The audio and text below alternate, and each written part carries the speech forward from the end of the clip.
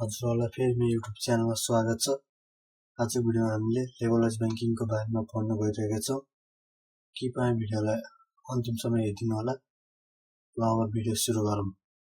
भिडियोमा देख्न सक्नुहुन्छ के छ, what is level wise banking, why banking sector is classified भनेको छ।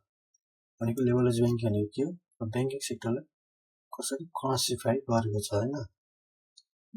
एन्सरमा के छ, the classification of BFS into different levels on the various bases with the aim of increasing the financial access and the financial inclusion to all the local level is called levelized banking. Levelized banking भनेको चाहिँ banking र financial इन्स्टिट्युसनहरूलाई के गर्ने, difference level तिनीहरूको आफ्नै आधार अनुसार के difference लेभलमा के क्लासिफाई गर्ने।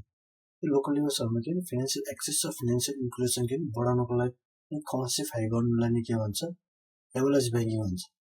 अनि नेपाली सेक्टरमा हेर्ने हो भने ब्याङ्किङ सेक्टर कसरी क्लासिफाई भएको छ।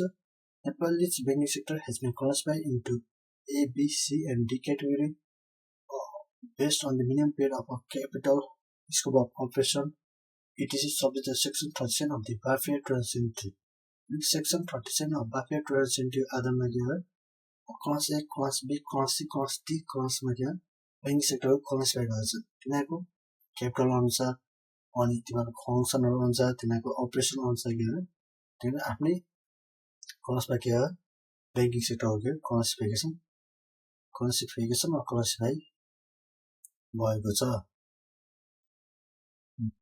अब चाहिँ हामीले ब्याङ्किङ सेक्टर किन क्लासिफाई गर्छ भन्ने बारेमा डिस्कस गर्नेछौँ हैन। व्हाइट बोर्डमा हेर्नुहोस्, फर्स्ट पोइन्टमा के छ, फर्स्ट पोइन्टमा चाहिँ to stand the capital base for the long term development of banking सेक्टरको लङ टर्म लामो समयको लागि के क्यापिटल बेसिसहरू स्ट्यान्ड भनेको बढाउनको लागि क्यापिटल बढाएर के long term development banking sector develop गर्नको लागि के क्यापिटल बेसिसहरू बढाउनको लागि। अनि अर्को चाहिँ के अर्को चाहिँ to effectively mobilise the limited resource, ब्याङ्किङमा भएको लिमिटेड रिसोर्सहरू के इफेक्टिभ तरिकाले के मोबिलाइज गर्नको लागि। अनि अर्को चाहिँ के अर्को चाहिँ to promote the financial stability, stable राख्ने लिक्विडिटीहरू के बढाउने घटाउने नगरिकन लिक्विडिटीहरूलाई पनि के लिक्विडिटीलाई पनि स्टेबल राख्ने।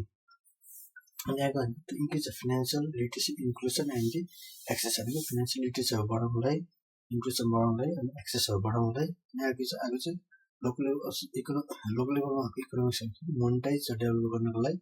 अनि अर्को चाहिँ to provide banking services general पब्लिकको लागि ब्याङ्किङ सर्भिसहरू प्रोभाइड गर्नको लागि। अनि अर्को चाहिँ to increase the trust for the banking सेक्टरको ट्रस्ट भनेको विश्वास बढाउनको लागि ब्याङ्किङ सेक्टरहरू क्लासिफाई गरिन्छ। अनि कन्क्लुजनमा हामीले के लेख्ने, ब्याङ्किङ सेक्टर क्लासिफाई गर्दा पनि हामीले के क्वालिटी सर्भिसहरू अझै प्रोभाइड गर्न सकेका छन्। त्यसैले तिनीहरूले डिजिटल फाइनेन्सियल सर्भिसेसमा फोकस गरी सर्भिसहरू पठाउन जरुरी छ भनेर हामीले कन्क्लुजनमा लेख्ने। आजको भिडियो हजुरलाई मन परेमा लाइक, कमेन्ट, सब्सक्राइब गर्नु होला। हामी फेरि भेट्नेछौँ। जय नेपाल।